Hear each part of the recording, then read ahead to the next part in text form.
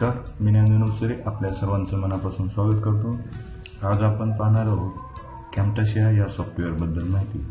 कॅमटाशिया हे software video निर्मिती करण्यासाठी अतिशय उपयुक्त आहे। कॅमटाशिया ओपन केल्यानंतर अशा पद्धतीची आपल्याला विंडो दिसेल। यामध्ये screen record, import media, produce and share, clip bin, library, callouts, zoom pan, audio, transitions, मोरमध्ये cursor effect, visual properties, voice narration इत्यादी ऑप्शन्स मिळतात। खालचा जो भाग आहे याच्यावर टायमिंग दिलेला आहे, याला स्टोरी बोर्ड असे म्हणतात। याच्यावर आपल्याला एडिटिंग करताना याच्यावरती आपल्याला टूल्स दिलेले आहेत वेगवेगळे। याच्यामध्ये कट करता येईल, स्प्लिट करता येईल, एखाद्या घटकाचे नको असलेला घटक काढून टाकता येईल, अंडू आणि रिडू। या ठिकाणी आपल्याला स्टोरी बोर्ड लहान किंवा मोठा करण्यासाठी पट्टी दिलेली आहे। हा आहे प्रिव्ह्यूचा भाग आहे, याला आपण ड्रॅग करून कमी जास्त करू शकतो। अशा पद्धतीने ही या सॉफ्टवेअरमध्ये असणारी बेसिक ओळख। याच्यामध्ये आणखी वेगवेगळे ट्रॅक्स आपल्याला मिळतात। असे या प्लस चिन्हावर क्लिक केल्यानंतर हे ट्रॅक्स आपल्याला वाढवता येतात। यामध्ये या टूल्सचा कशा पद्धतीने वापर करावा लागतो याबद्दल आपण थोडक्यात पाहूया। या ठिकाणी इम्पोर्ट मीडिया वर क्लिक केल्यानंतर आपलं डिव्हाइस ओपन होईल। या डिव्हाइसमधून आपल्याला व्हिडिओ ज्याचा बनवायचा आहे ते घटक आपण घेत असतो। नमुना दाखल मी या ठिकाणी काही फोटो निवडतो जेणेकरून आपल्याला त्याच्यावर इफेक्ट देता येईल किंवा त्याचा वापर निवडलेला व्हिडिओ किंवा फोटो त्याला ओपन करा। इम्पोर्टवरून अशा पद्धतीने आपण फोटो, ऑडिओ आणि व्हिडिओ घेऊ शकतो। या ठिकाणी घेतल्यानंतर हा जो आपल्याला भाग दिसतोय हा आपला क्लिप बिनचा भाग आहे। याच्यामध्ये आपला जो प्रोजेक्ट आहे त्याच्यासाठी लागणारं कच्चं मटेरियल या ठिकाणी आपल्याला दिसत असतं। त्यानंतर पुढचा घटक आहे लायब्ररीमध्ये सॉफ्टवेअरमध्ये इनबिल्ट दिलेल्या थीम्स आहेत, म्युझिक आहे, यांचा वापर करून आपल्याला आपला व्हिडिओ आकर्षक बनवता येऊ शकतो। त्यांचाही वापर आपण करणार आहोत। क्लिप बिनमधून या ठिकाणी आपण नमुना दाखल फोटो सिलेक्ट करायचे, ड्रॅग अँड ड्रॉप करून या ठिकाणी टाइमलाईनवर आपण घेऊया। टाइमलाईनवर घेतल्यानंतर या ठिकाणी आपल्याला त्यांचा प्रिव्ह्यू दिसतो। आपल्याला या ठिकाणी दुसऱ्या ट्रॅकवर ऑडिओ घेता येईल। त्याचबरोबर या पद्धतीने वेगवेगळ्या ट्रॅकवर आपल्याला वेगवेगळे घटक या ठिकाणी घेता येतील।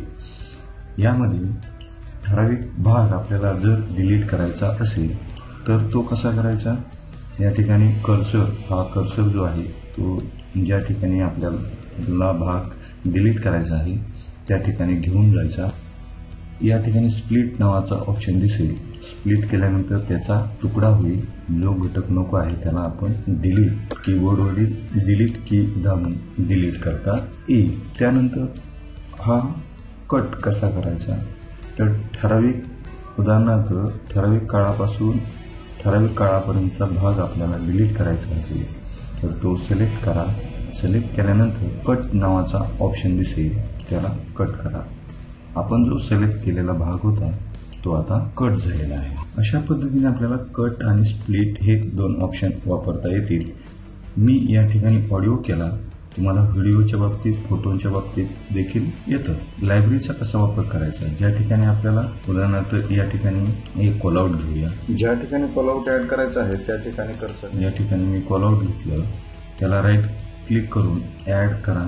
ऍड केल्यानंतर या ठिकाणी दिसेल पहा, या ठिकाणी या कॉलआउटला राईट क्लिक करून एडिट कॉलआउट करा।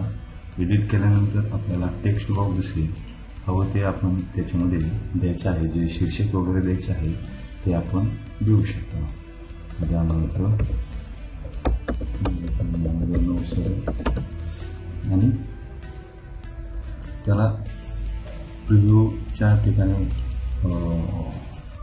आपल्याला लहान मोठा तो भाग करता येईल। या ठिकाणी टेक्स्टचे वेगवेगळे ऑप्शन्स आपल्याला मिळतात, लहान मोठं करू शकता अशा पद्धतीने। आता पहा आपलं कॉलआउट कशा पद्धतीने दिसते, या पद्धतीने आपलं कॉलआउट आता दिसते. व्हिडिओ तयार करताना सुरुवातीला आपल्याला शीर्षक घ्यावं लागतं. आपल्या शाळेचा व्हिडिओ बनवायचा असेल तर आपण शाळेचं शीर्षक घेतो. त्याचबरोबर या ठिकाणी इतर कॉलआउट्स आहेत. ॲड कॉलआउट केलं तर आपल्याला या ठिकाणी क्लिक केल्यानंतर असे अनेक ऑप्शन मिळतात. ब्लर करण्यासाठी, टेक्स्ट टाकण्यासाठी वेगवेगळे ऑप्शन्स आपल्याला कॉलआउटच्या माध्यमातून मिळतात. कॉलआउट कसं ॲड करायचं याबद्दल आपण माहिती घेतलेली आहे. यानंतर झूम पॅन, या झूम पॅनचा वापर कसा करायचा आपण ते पाहूया. ठराविक ठिकाणी आपल्याला आपला व्हिडिओ झूम करायचा असेल, त्या ठिकाणी आपला फोटो जो असेल किंवा जो व्हिडिओ असेल त्या ठिकाणी क्लिक करायचं आणि या पद्धतीने ड्रॅग करून त्याला आपल्याला झूम करता येईल. झूम केल्यानंतर या ठिकाणी त्याला एडिट करण्यासाठी एक छोटासा मान दिसेल, त्याला तुम्ही असं एडिट करू शकता. त्याचं टायमिंग वाढवू शकता, त्याला मूव्ह करू शकता एका ठिकाणावरून दुसऱ्या ठिकाणी. ओके, आहे कॉलआउट झूम पॅन. त्यानंतर ऑडिओ याचा वापर कसा करायचा.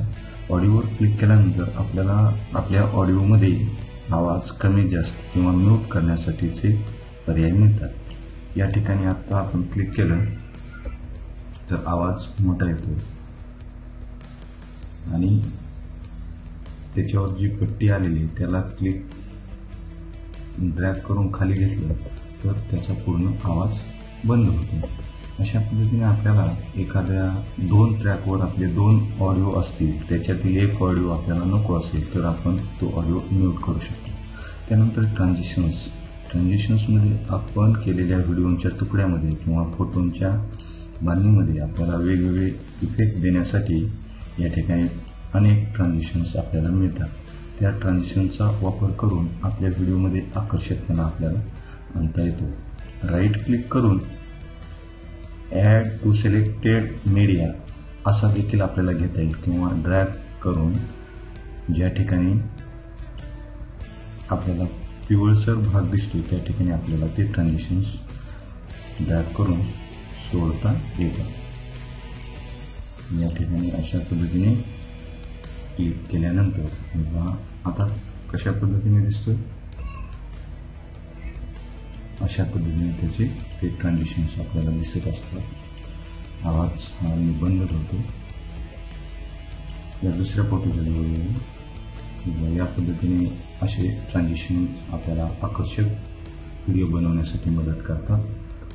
त्यानंतर आहे व्हिज्युअल प्रॉपर्टीज. एखाद्या फोटोमधील किंवा आपण बनवलेल्या PPT-मधील हवा तो त्याच्यातील कलर रिमूव्ह करायचा असेल तर याच्यामध्ये आपल्याला रिमूव्ह कलर नावाचा ऑप्शन मिळतो. त्या रिमूव्ह कलरवर क्लिक केल्यानंतर त्याचे पुन्हा ऑप्शन मिळतात. त्यापैकी आपल्याला जो कलर नको आहे तो सिलेक्ट करायचा. उदाहरणार्थ हा कलर मी डिलीट केला, चाऱ्याचा कलर डिलीट केला. टॉलरन्सची सेटिंग करून घ्या. ठीक आहे, या ठिकाणी आता तो डिलीट झालेला आहे. आणि डिलीट झाल्यानंतर पुन्हा आपल्याला बॅकग्राऊंडला त्याच्या व्हिडिओ देता येईल. उदाहरणार्थ आपण या ठिकाणावरून एक व्हिडिओ घेऊया, या ठिकाणी आपल्याला ठेवायचं आहे त्या ठिकाणी आपण ठेवू शकतो. या ठिकाणी यानंतर आपल्याला एखाद्या फोटोला किंवा एखाद्या व्हिडिओला तुम्हाला स्वतःचा आवाज द्यायचा असेल तर या ठिकाणी आपल्याला स्टार्ट रेकॉर्डिंगच्या बटनावर क्लिक करून तुम्ही स्वतःचा आवाज घेऊ शकता. आणि मी स्टार्ट जर केलं तर हा कर्सर सुरू होईल, म्हणजे आपला आवाज या ठिकाणी रेकॉर्ड होत आहे. रेकॉर्ड झाल्यानंतर त्याला ज्यावेळेस आपण स्टॉप करू त्यावेळेस तो सेव्ह करून घ्या. सेव्ह केल्यानंतर तो या ठिकाणी आपल्या ट्रॅकवर दिसेल. अशा पद्धतीने व्हॉइस नरेशन, कॅमेऱ्याचं रेकॉर्डिंग करायचं असेल तर रेकॉर्ड कॅमेराचा ऑप्शन्स आपल्याला मिळतो आहे. हा बेसिक या सॉफ्टवेअरबद्दल ही बेसिक ओळख आपल्याला प्राप्त झालेली आहे. या सॉफ्टवेअरच्याद्वारे प्रत्यक्ष व्हिडिओ कसे तयार करायचे याबद्दल आपण पुढच्या व्हिडिओमध्ये माहिती घेऊया. कोणत्या प्रकारे आपल्याला व्हिडिओ बनवता येतात याबद्दल माहिती घेऊया. फोटोंच्या मदतीने कशा पद्धतीने आपल्याला आपल्या शाळेचं किंवा प्रेझेंटेशन करता येईल याच्याबद्दल मार्गदर्शन घेणार आहोत.